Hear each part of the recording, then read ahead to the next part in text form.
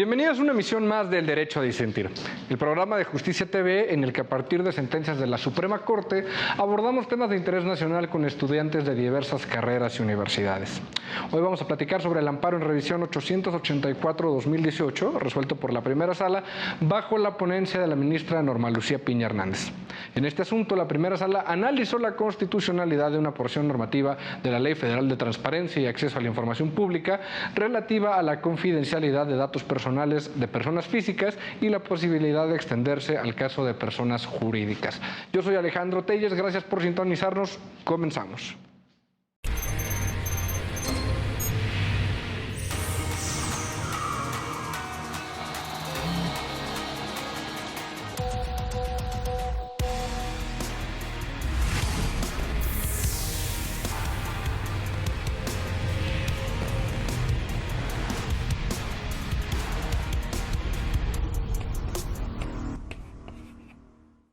En este caso, la Comisión Federal de Competencia Económica dictó una resolución en la cual tuvo por acreditada la responsabilidad de diversas afores y sus representantes legales por haber incurrido en prácticas monopólicas absolutas. El Comité de Transparencia aprobó la versión pública de dicha resolución, en cuya carácter se indicó la denominación y nombre de las sociedades y personas físicas sancionadas, pues estos datos no fueron clasificados como confidenciales. Una de las afores y dos apoderados presentaron una demanda de amparo indirecto en contra de la resolución de prácticas monopólicas. Además, en ampliación de demanda impugnaron la constitucionalidad del artículo 113 de la Ley Federal de Transparencia y Acceso a la Información Pública, así como la versión pública emitida por la COFESE.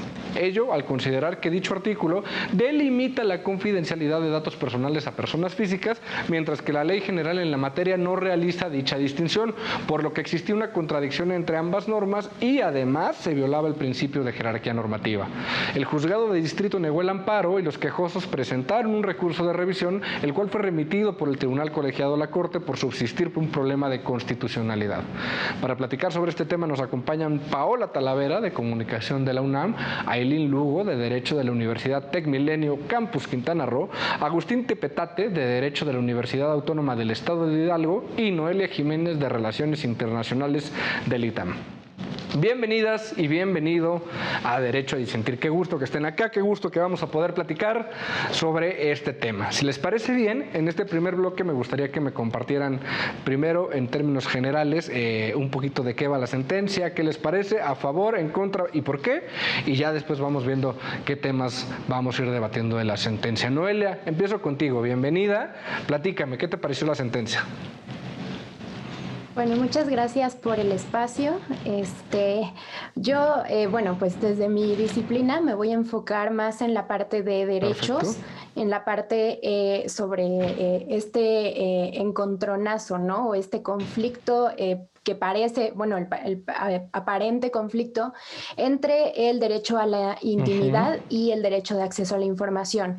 En este caso, creo que algo que es muy importante subrayar es el hecho de que se trata de afores, y es el hecho de que se trata de prácticas monopólicas entre afores, lo cual tiene una repercusión directa en personas trabajadoras, al final de cuentas, ¿no? En este sentido, creo que un punto clave de la discusión está si en la publicación que hizo la COFESE de estos datos se trata de datos de interés público o de interés legítimo.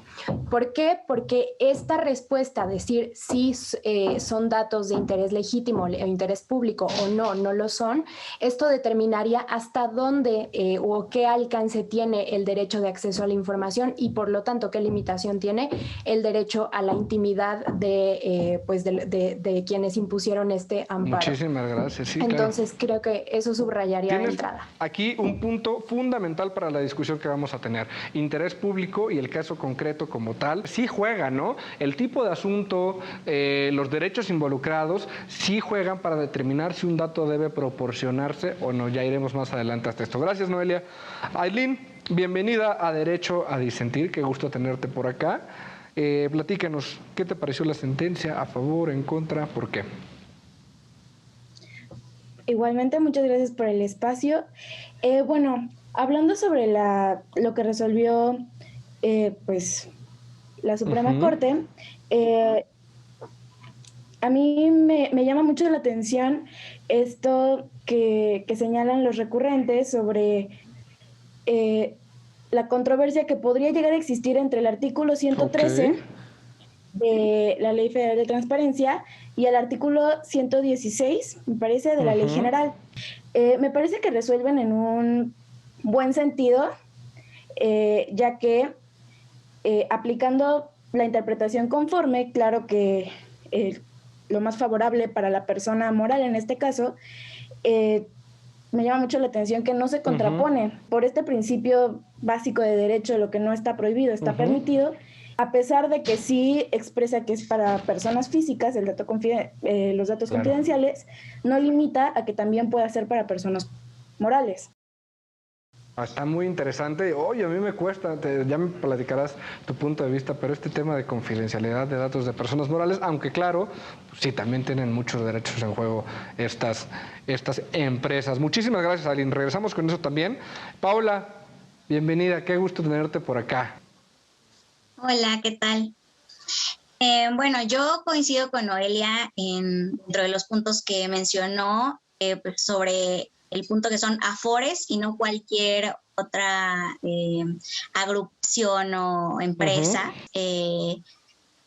La ley nos dice que es una unión de personas organizadas o grupos que buscan un fin común con una existencia jurídica. Entonces, es aquí donde el acceso a la información y todos los alcances que puede tener como un derecho es fundamental no perder de vista que el caso se trata sobre afores. Agustín, bienvenido a Derecho a Disentir, qué gusto tenerte por acá. Platícame a ti, ¿qué te pareció la sentencia?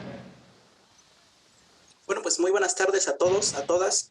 Primero, pues muchas gracias por el espacio, por la oportunidad de pues tratar estos temas que son de interés colectivo, de interés público para todas y todos. Bueno, pues yo creo que a través de esta sentencia pues se pueden desprender varios temas muy interesantes.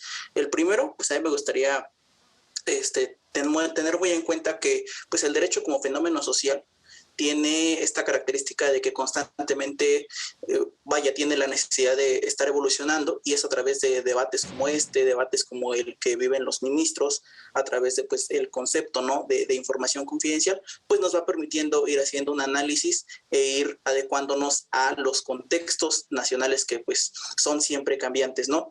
A mí me interesa también mucho lo que ya planteaban las compañeras acerca de que no es cualquier persona moral, ¿no?, sino se trata de pues las afores, ¿no?, de esta cuestión de que tiene que ver directamente con las y los trabajadores de nuestro país, ¿no? Entonces, creo que más allá de lo jurídico, también sería muy conveniente que platicáramos del fondo, ¿no?, para pues no perder de vista que pues se trata de un tema pues de relevancia para las y los trabajadores. Me parece perfecto. Creo que han encuadrado muy bien de lo que tiene que ir la discusión y todos los aspectos, tanto jurídicos como no jurídicos que se ven involucrados, ¿no?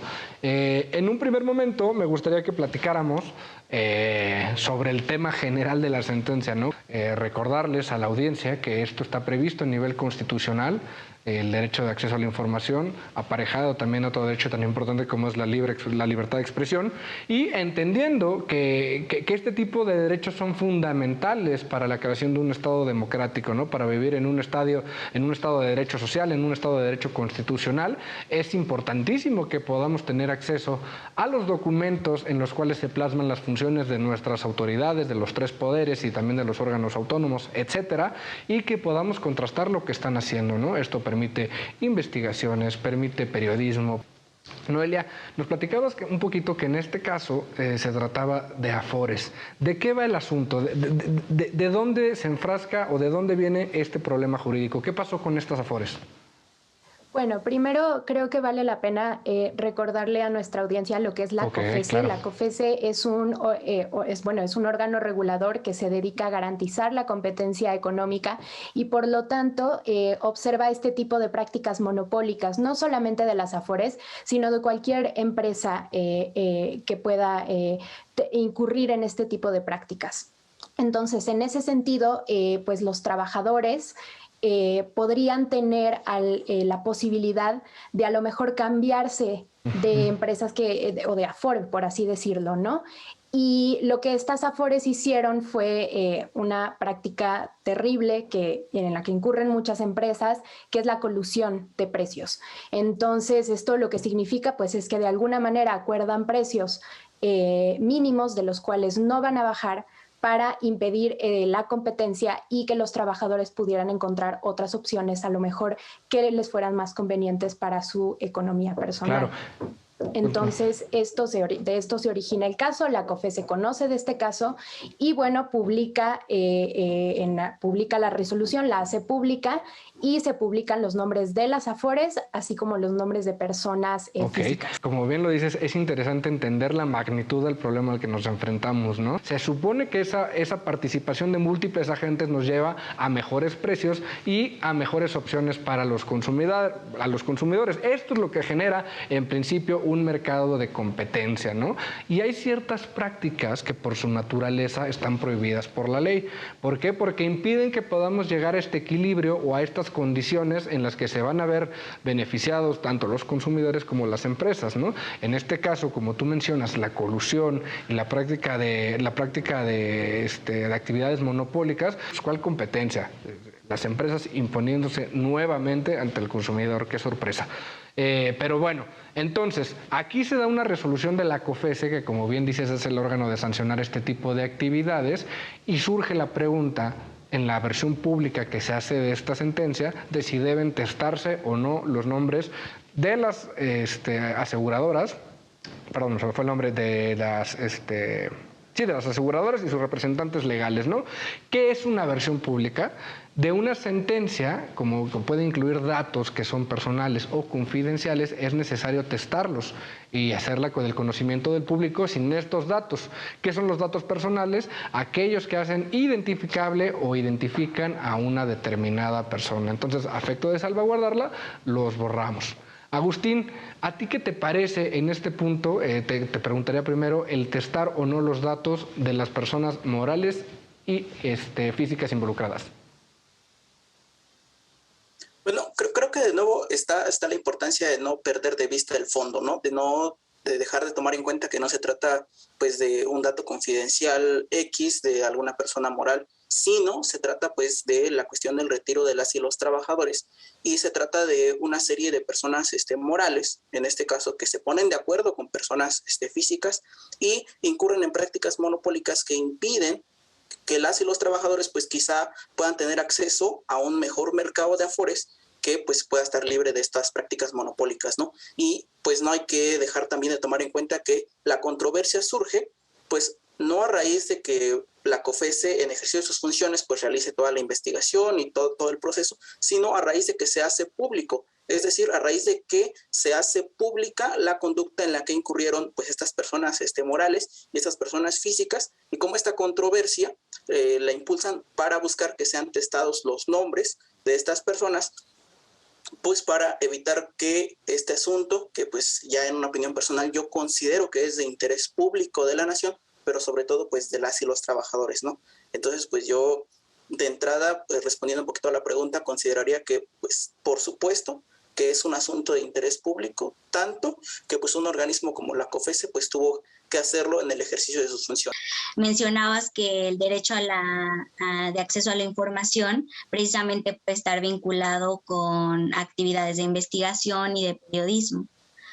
Por tanto, pues coincido completamente con Agustín sobre lo que menciona de la COFESE, lo hace desde sus facultades, pero también se hace todo este embrollo y problema a partir de que se plantea hacerse público, que precisamente puede haber periodistas, el periodismo de investigación que puede llevar a el público en general temas como y que sí les competen, sí es un caso que interesa precisamente por lo que subrayaban mis compañeros, ¿no? Es un fondo para el retiro y la gente también merece saber estos casos. Claro. Ailín, ¿a ti qué te parece? Estas empresas pidiendo que no se publiquen sus datos y un problema mayúsculo que nos involucra a todos, ¿no? Como el daño a los trabajadores. ¿Tú qué opinas? ¿Estuvo bien o estuvo mal la resolución de la Corte? Considero que la resolución de la Corte de ratificar la sentencia respecto a que no se violentan los derechos de no otorgar la justicia federal fue correcta precisamente por los razonamientos que realizan mis compañeros. ratificar la sentencia del Tribunal Colegiado de Circuito, del juez de distrito, del amparo indirecto. Creo que fue una decisión acertada, ya que sí es de interés público. Okay. Desde nivel constitucional se prevé este derecho de acceso a la información y se establece la necesidad de que haya una ley que regule, que reglamente la forma en que debe ser ejercido este derecho, ¿no?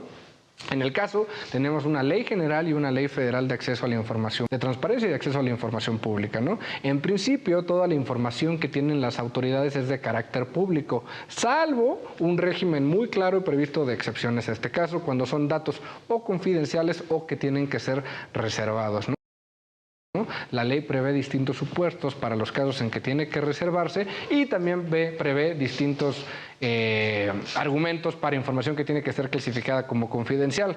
Como lo platicaban, se trata de datos personales. Más en específico, en el caso de versiones públicas tenemos el caso de datos personales sensibles, que son aquellos que involucran la esfera más cerrada de derechos o de personalidad de estos sujetos identificados o identificables, ¿no?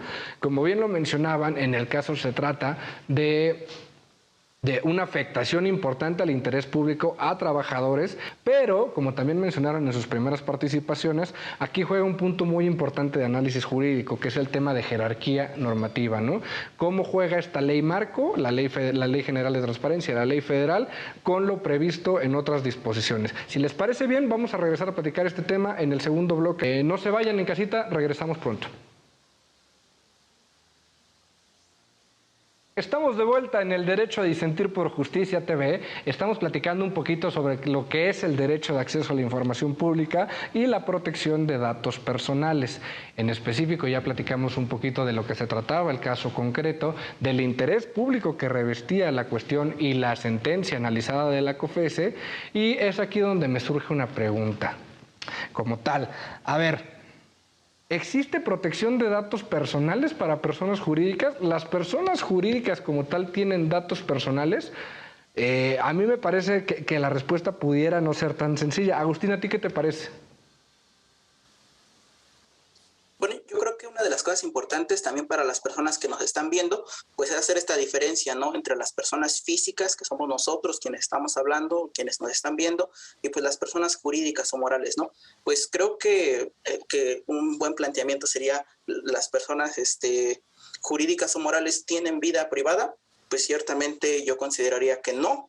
Sin embargo, pues por la propia naturaleza de su creación o del ejercicio de sus funciones, las personas jurídicas sí van generando una serie de datos que se pueden considerar personales, en mi criterio, y que pues tienen que ser sujetos de esta protección de parte del marco jurídico. Entonces, en resumen, yo podría decir que las personas jurídicas, si bien no tienen vida privada, sí van generando en el ejercicio de sus funciones y de su propia existencia una serie de datos que pues se pueden considerar personales y que pues tendrían que ser o tienen que ser defendidos por el marco jurídico existente. Creo que está mucho mejor planteado, como lo hiciste tú, a lo que decía yo, porque en efecto, ¿no? La cuestión que estamos analizando y que muchas veces se pregunta ante la Corte es si este tipo de personas jurídicas o personas morales tienen determinados derechos, ¿no? Lo hemos hablado como si existe un derecho al honor, por ejemplo, ¿no? de las personas morales, etcétera. Ailín, ¿a ti qué te parece? ¿Te parece que podemos asemejar algunos de los derechos de las personas físicas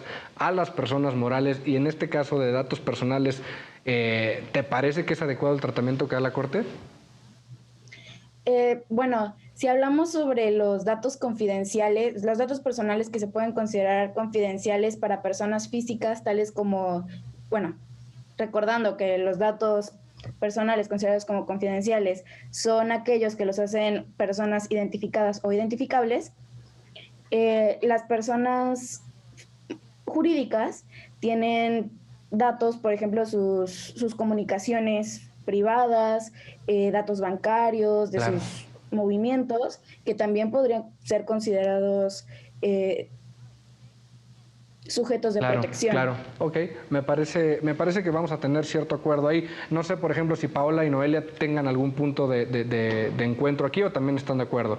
Más que un punto de encuentro, yo creo que, quería subrayar el hecho de que sí, creo que, como ya dijeron, coincido, hay datos que evidentemente pues podríamos decir que deberían estar protegidos por la ley, ¿no? Para que no, o sea, que no necesariamente todo debe ser público. Sin embargo, creo que dando eso por sentado, creo que lo que sería relevante también discutir es el criterio bajo el cual decimos qué datos sí y cuáles no, porque de que los hay, los hay. En eso creo que hay un acuerdo, más bien el criterio sobre cuáles consideramos que sí y cuáles consideramos que no. Y en ese sentido yo opinaría que, o yo pensaría que sería más pues la excepción que la regla. ¿Sí me explico? O sea, los datos que a lo mejor son confidenciales serían más la excepción que la regla, porque muy probablemente podríamos también caer en el otro extremo, que es en el extremo en el que hay empresas que a lo mejor tienen datos o información de interés público y que son confidenciales y la población no puede acceder. Claro, tal cual, ¿no? En principio, lo que debe establecerse o lo que debe prevalecer es el interés público y como tal, hay un principio que se establece que es el principio de máxima publicidad, que es que todos los documentos en posesión de una autoridad tienen que ser públicos, ¿no? Bajo ese entendido de que esa es la regla y, como bien lo mencionas, lo contrario es la clasificación de información como confidencial o como reservada, son las autoridades las que tienen que acreditar que en el caso concreto se actualizan los supuestos que dan lugar a esta excepción, ¿no? En principio, pero como bien lo mencionábamos en los antecedentes de la sentencia, aquí hay un comité de transparencia que se establece a nivel local, que para ponerlo en términos generales, cada sujeto obligado, cada autoridad dentro, cada secretaría, cada organismo público, tienen un comité de transparencia que es el encargado de confirmar la clasificación de información. Una vez que esta información está clasificada y confirmada esa clasificación, ya procede que la información sea revisada o por el instituto o por la corte, dependiendo del caso concreto, ¿no? Entonces sí, en efecto tienes razón, en principio toda la información es pública y son las excepciones las que se tienen que analizar. Ahora, la jerarquía normativa. Agustín, ¿por qué metimos el tema de jerarquía aquí en un tema de transparencia y protección de datos personales y cómo juega? Bueno, la cuestión aquí es que pues había una especie de controversia entre la cuestión de la ley general y la ley federal. La cuestión de la ley general, por ejemplo, mencionaba tanto a las personas físicas como morales, ¿no? En este debate que ya estábamos teniendo acerca de pues los datos confidenciales tanto de personas físicas como morales.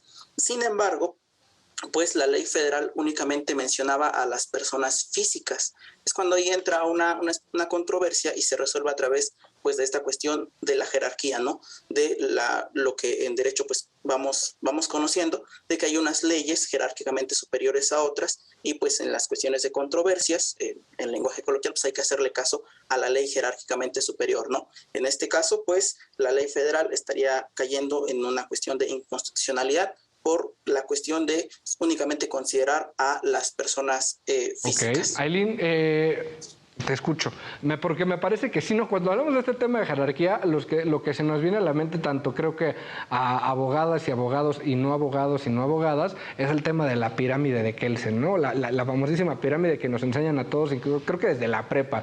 Entonces, platícame, ¿qué tuvo que ver esto aquí?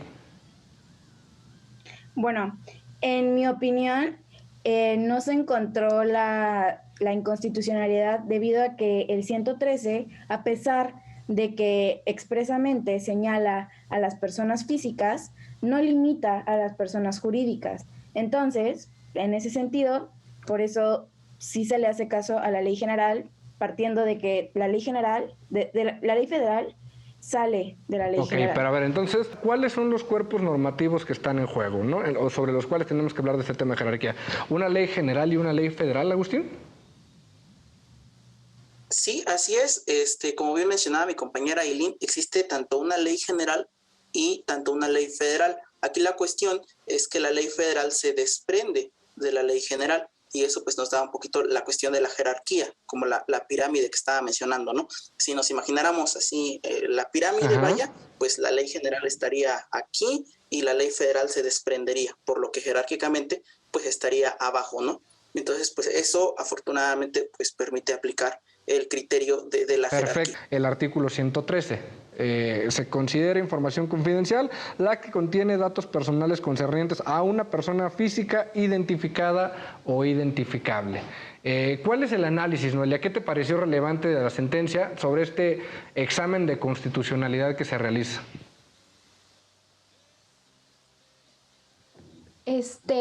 Bueno, del tema de la inconstitucionalidad, creo que quienes saben más aquí son la abogada y el abogado, pero lo que me pareció interesante sobre este tema de la sentencia es la parte de cuando la Corte subraya que no hay una inconstitucionalidad, porque en el 113 hay una ambigüedad, ¿no? A propósito o sin querer, hasta la subraya, ¿no? Hecha por los legisladores, acerca de, o sea, no especifica, ¿no? Solamente hablan de una persona identificada o identificable.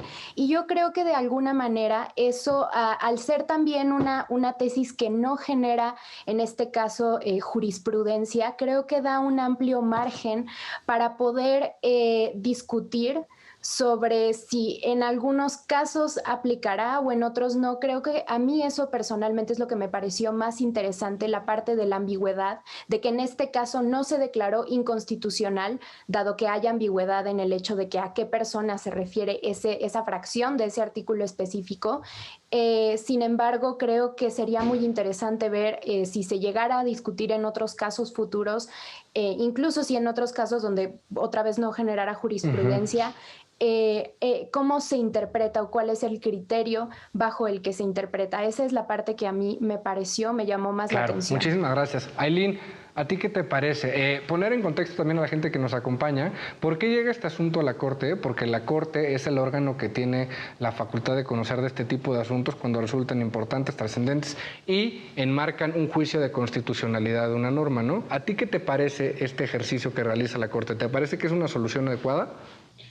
Sí me parece que es una solución adecuada porque nos permite generar, le permite a los juzgadores poder interpretarlo, poder realizar este ejercicio de interpretación conforme de acuerdo a lo que al caso concreto sea lo más favorable para la persona, claramente sin afectar el derecho de terceros.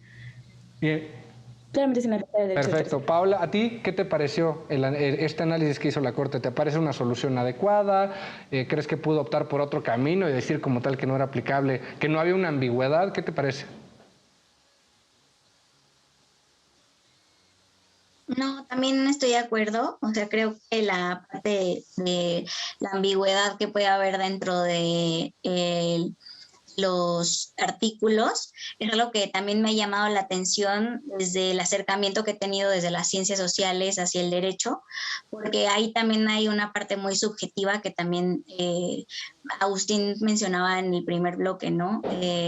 Cómo el derecho también está supeditado a las dinámicas sociales y cómo se puede ir evolucionando también a partir de subrayar esas ambigüedades. Entonces, creo que igual fue una buena solución y pues finalmente el derecho de acceso a la información está vinculado completamente con el periodismo y con la solución que le dieron, creo que estuvo... Ahora, entiendo tu punto porque también obviamente tienes el tema más de comunicación y que demos a conocer todos estos datos, pero también puede haber ciertos puntos en los cuales, como bien mencionaba Noelia, ¿no? Este análisis se tiene que hacer caso por caso, la determinación de cuáles datos personales tienen que ser clasificados como confidenciales o no, ¿no? También tenemos un deber de proteger a las empresas en algunos casos, ¿no? Y habrá situaciones en las cuales, en efecto, sería deseable que por situaciones económicas, por etcétera, por las cuestiones involucradas,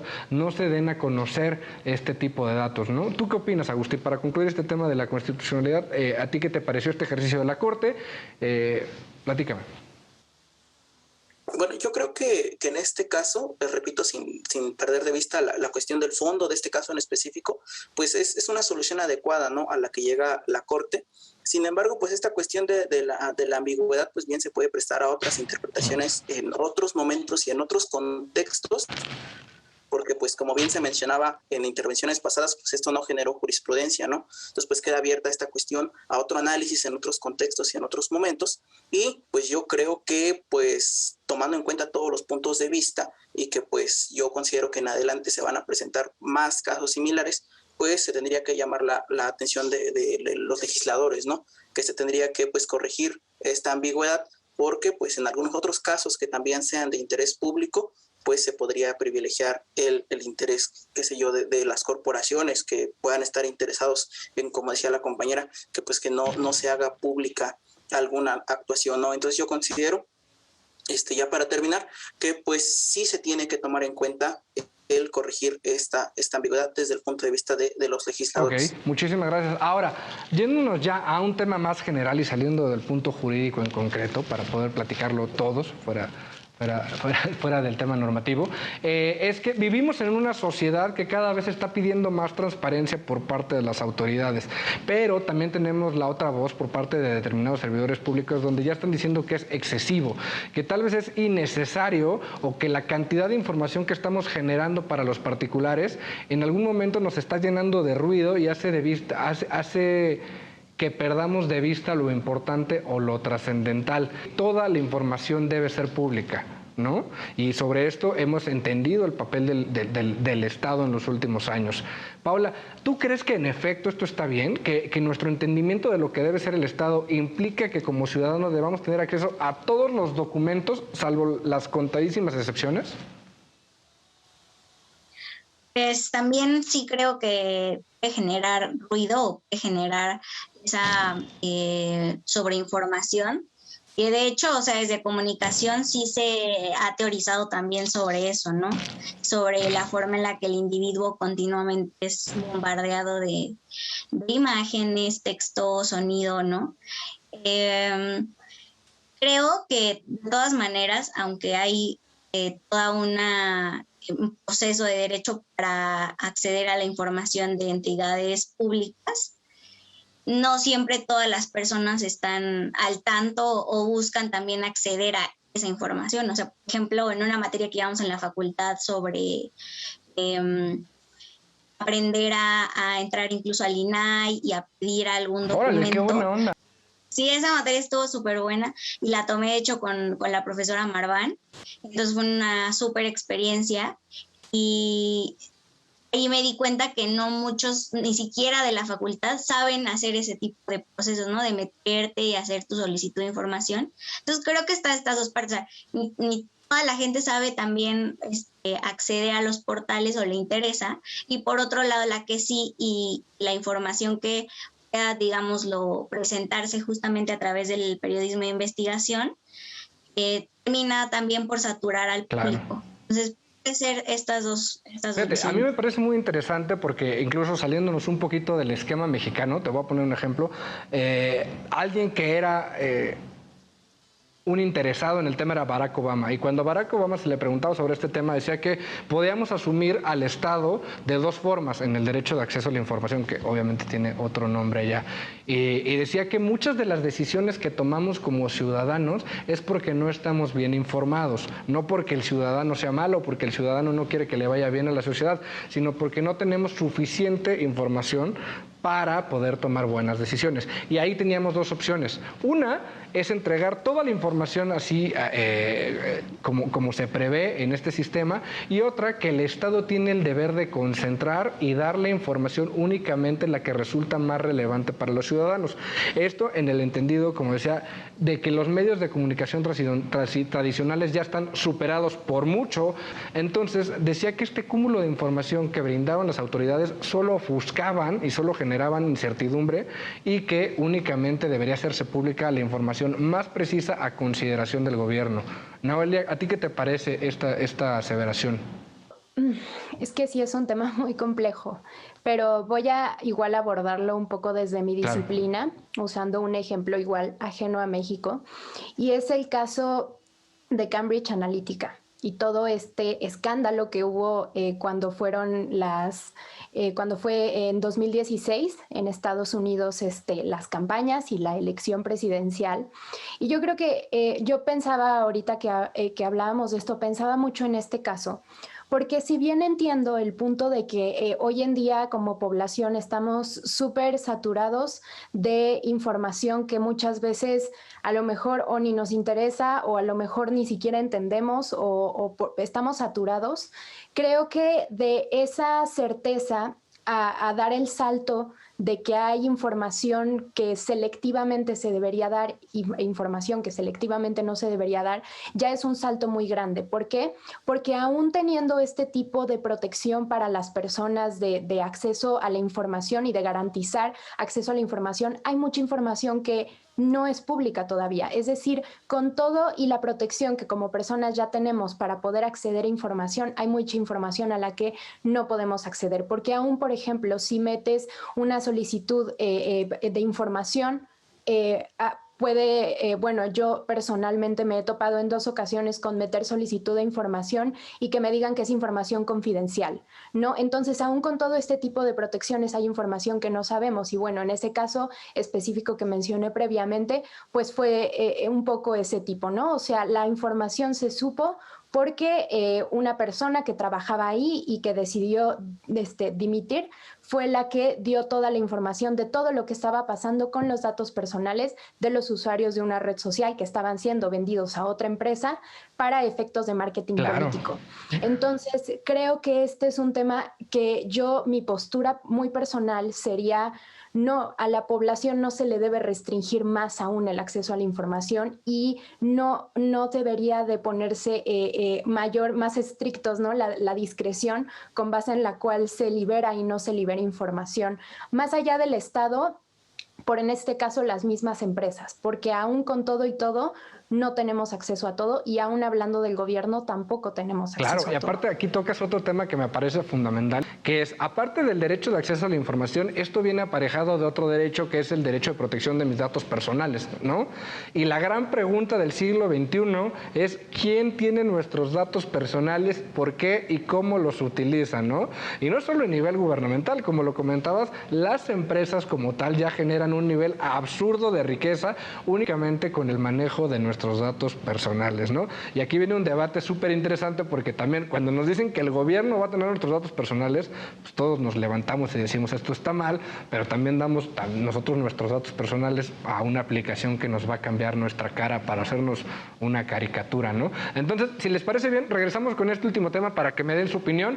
¿Qué les parece el tratamiento de datos personales? ¿Por qué desconfiamos más del gobierno que de las empresas? Eso me parece muy curioso.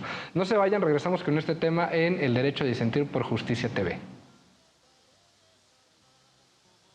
Estamos de vuelta en El Derecho a Disentir por Justicia TV. Hemos platicado un poquito sobre lo que es el derecho de acceso a la información. Ya platicamos cómo funciona este tema de jerarquía normativa entre la Ley General de Transparencia y la Ley Federal de Transparencia. Ya platicamos también un poquito sobre este ejercicio de análisis de constitucionalidad que se planteó ante la Corte. Y en la última intervención, Noelia nos platicaba un poquito sobre lo que era esta plataforma o este sistema de acceso a la información. Recordarle al público que nos acompaña que conforme a estas leyes que platicamos, Ley General y Ley Federal, hay muchísima información que tiene que hacer pública las autoridades independientemente de que haya una solicitud o no. Es decir, en sus portales de internet tienen que poner números, gastos, contratos, etcétera, ¿no? Se parte de este principio de máxima publicidad y hay otra que como no está enmarcada en la ley, pues tenemos que solicitar. Y para esto se prevé un sistema que antes se llamaba Infomex, ahora se llama Plataforma Nacional de Transparencia, en el que cualquier persona, sin necesidad de identificarse, lo cual me parece bastante sano, sobre todo para el ejercicio periodístico, puede pedirle a la autoridad que le dé ciertos documentos. Cuando esos documentos, yo le preguntaba a Noelia si era necesario que diéramos esta cantidad absurda de información o mejor hacer un ejercicio concentrado de lo que fuera más relevante a juicio de la autoridad, y dice pues que no, porque evidentemente a veces las autoridades mismas abusan de este tema de poder clasificar información como reservada o como confidencial, y ese ha sido un tema trascendental en los últimos años. Pero también hay un derecho aparejado a este derecho de acceso a la información, que es la protección de datos personales. Noelia nos ponía un ejemplo que fue brutal y fue analizado internacionalmente por lo que esto implica, ¿no? Uno de los bienes más preciados en el siglo XXI son los datos personales que cedemos a terceros y que cedemos a las autoridades. Como tal, existen leyes que prevén obligaciones tanto para las autoridades como los privados que tienen esta información. Yo te quisiera preguntar aquí, Paola, ¿qué te parece este tema de datos personales? ¿Por qué tenemos tanto miedo que el gobierno tenga nuestros datos, pero ciertas empresas no? Creo que ahí es una cosa que tiene que ver con la percepción que tiene igual la gente sobre el gobierno y sobre la poca información que también puede haber a propósito de los juegos o las aplicaciones que decías de que doy mis datos y todo, sí, acepto sin leer nada, solo por un rato de diversión o una gratificación inmediata. Y de hecho, pues esto tiene que ver desde la teoría de la comunicación con una corriente que se llama usos y gratificaciones y que precisamente trata de ello, de cómo obtenemos del medio de comunicación una gratificación inmediata.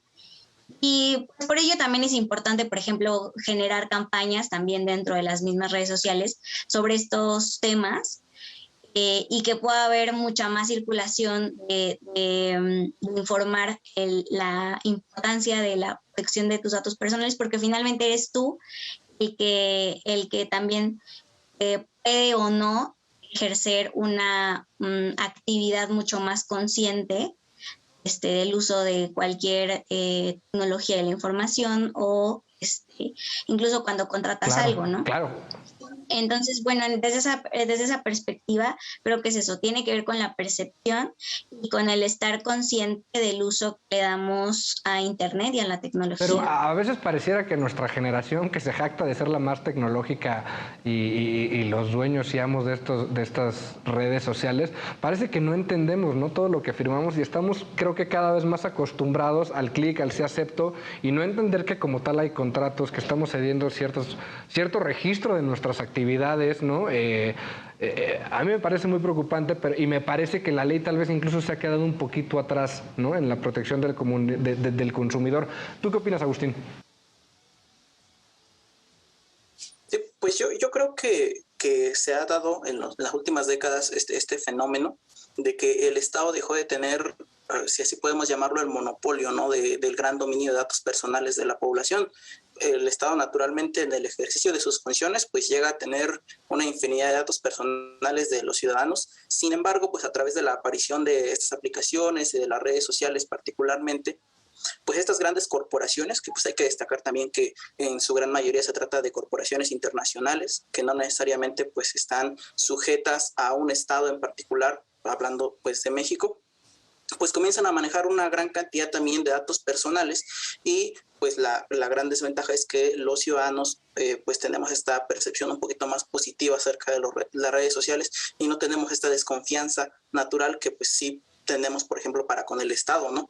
Y pues se nos hace muy fácil dar clic, aceptar todos los términos, todas las condiciones, sin ponernos a pensar de que pues estas grandes corporaciones comienzan a manejar una enorme cantidad de datos personales de pues incluso nuestras familias, nuestras personas más cercanas, ¿no? Entonces yo traería al análisis pues la cuestión también de que es muy necesario que el Estado vaya generando las estrategias legislativas, jurídicas, claro, para ir pues resguardando la integridad y la cuestión de la protección, de datos personales de la ciudadanía, y que también seamos nosotros los ciudadanos conscientes de que pues el Estado tiene la necesidad de intervenir en ese sentido, ¿no?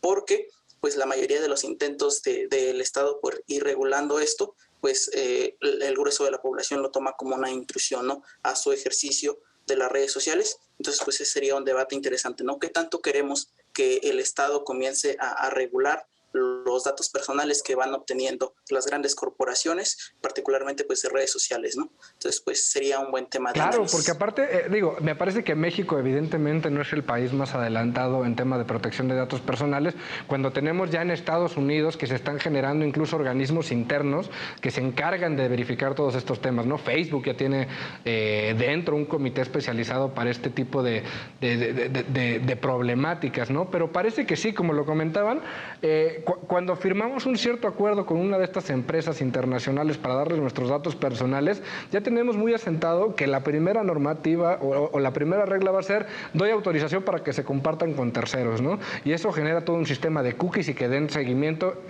a nuestra actividad por Internet y nos puedan ofrecer determinados productos.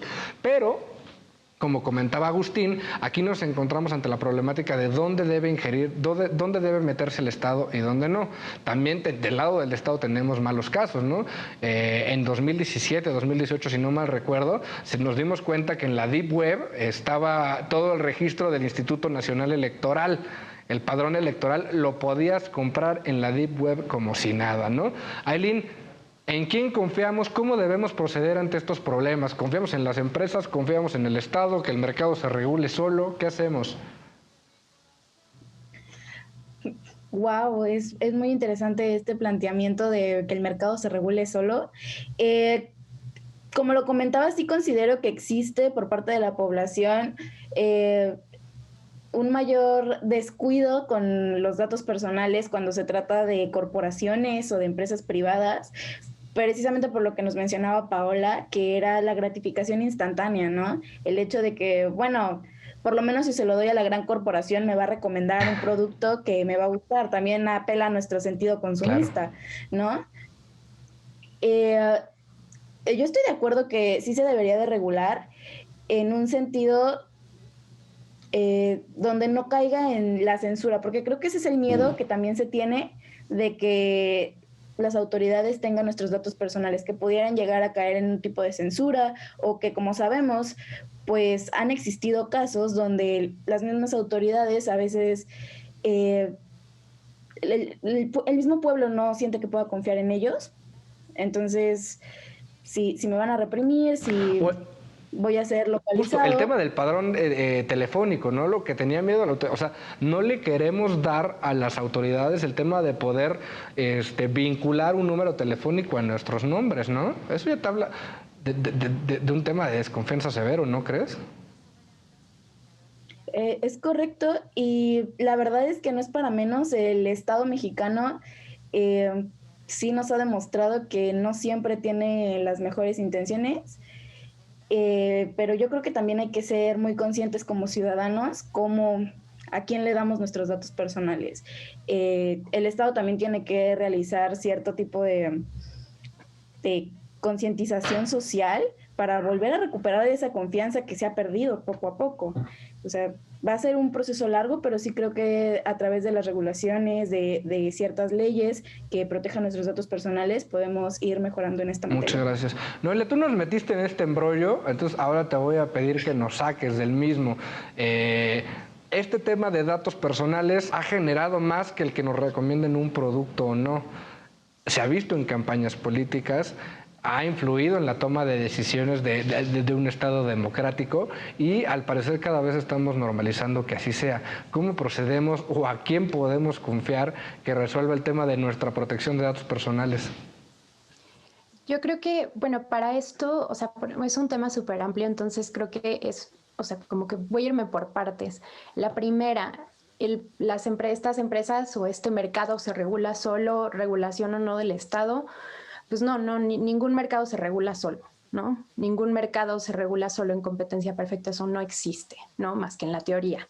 Eso pienso yo, y creo que la evidencia y el hecho de que tengamos un órgano regulador como la COFESE lo demuestra, ¿no? Entonces, partiendo de ese hecho, creo que sí se les debe de imponer límites en el mercado digital o en los mercados digitales, que es algo nuevo. Es entendible que antes no los hubiera porque no existía, pero como bien ya lo mencionaron, muchos gobiernos están comenzando a platicar de estas limitaciones que son necesarias para estas corporaciones de redes sociales o como sea, y ¿por qué? Porque al final de cuentas, como bien mencionaba, ¿no? Cuando uno firma como el acuerdo de confidencialidad y esto da poder a estas empresas para que compartan los datos con terceros, ya ahí no sabemos qué pasa con nuestros datos, ¿no? Y creo que coincido en la parte en que como población sí es importante que tengamos conciencia sobre esto, sobre a quién damos nuestros datos, qué datos damos, qué datos no, porque pues y luego nunca sabe, ¿no? Y incluso siendo las personas más cuidadosas o más conscientes, ya vivimos en una era de tanta conexión que yo creo que es prácticamente imposible, a menos que no tuviéramos ningún aparato electrónico, que alguna empresa de este estilo tuviera nuestros datos, ¿no? Porque ya hay, hasta podríamos hablar incluso de una consentimiento viciado, claro, ¿no? A la hora de aceptar los acuerdos de avisos de privacidad. Entonces, eso por un lado. Por el otro lado, ¿por qué confiamos más en empresas que en el gobierno? Yo no creo que sea que confiemos más en redes sociales que en el gobierno. Creo que depende mucho del ejemplo. ¿Por qué? Porque, por ejemplo, hablando de gobierno, partimos del hecho de que el gobierno, hablando generalmente, es quien tiene el monopolio de la fuerza, ¿no? Y es quien tiene el monopolio de todas las autoridades que, como bien mencionaba mi compañera Aileen, pues como persona siempre va a estar ese miedo, ¿no? De no vaya a decir yo algo que a lo mejor me vayan a hacer algo, me vayan a decir algo. A lo mejor en México no nos acordamos tanto de eso porque en México vivimos de alguna manera en una democracia, ¿no? Pero en otros países esto sí es un tema, ¿no? Apenas veía que en El Salvador expulsaron a un periodista que llegó justamente acá a México. Entonces, este tipo de cosas sí pasan. Y creo que ese es el punto de por qué hay personas que confían más o desconfían menos de redes sociales que del gobierno. Ese es el uno. Y el dos es que, insisto, depende mucho del ejemplo.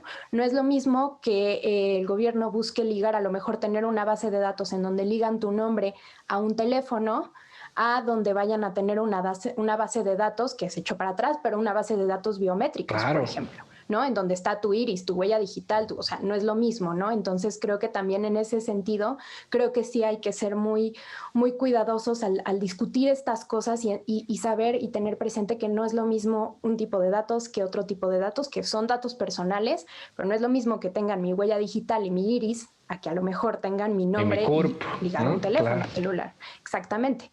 Entonces creo que partiría de ahí.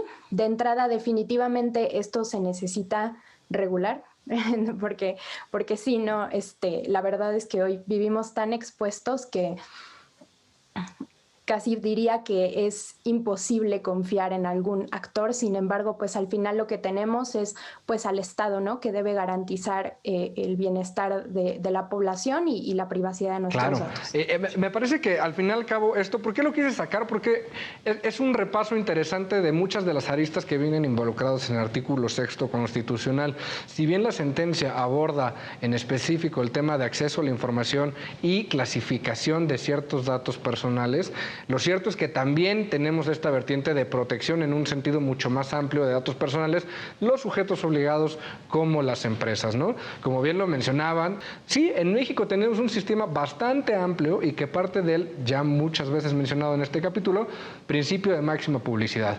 Tenemos portales interinstitucionales que nos presentan una cantidad brutal de información que por ley se tiene que hacer. Hay un mecanismo para que presentes tu solicitud y ahí te den respuesta. Esa solicitud, cuando se presenta una clasificación o una reserva, también tiene que ser confirmada por un comité de transparencia compuesto a nivel interno en esa autoridad. Y posteriormente incluso se ve la participación del Instituto Nacional de Acceso a la Información Pública, del INAI, para que pueda confirmar o revocar esa determinación.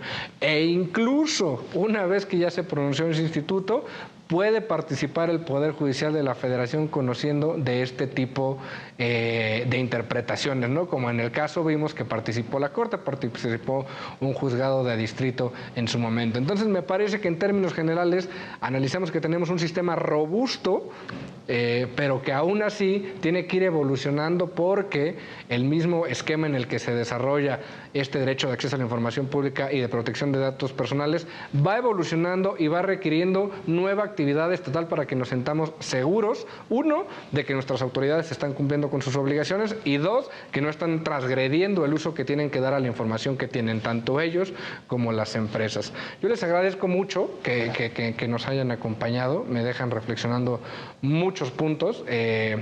Y ojalá los vea nuevamente por acá en un capítulo más de Derecho a Disentir. También en casa, muchas gracias por acompañarnos. Esto fue el Derecho a Disentir por Justicia TV. Yo soy Alejandro Telles y nos vemos en la próxima.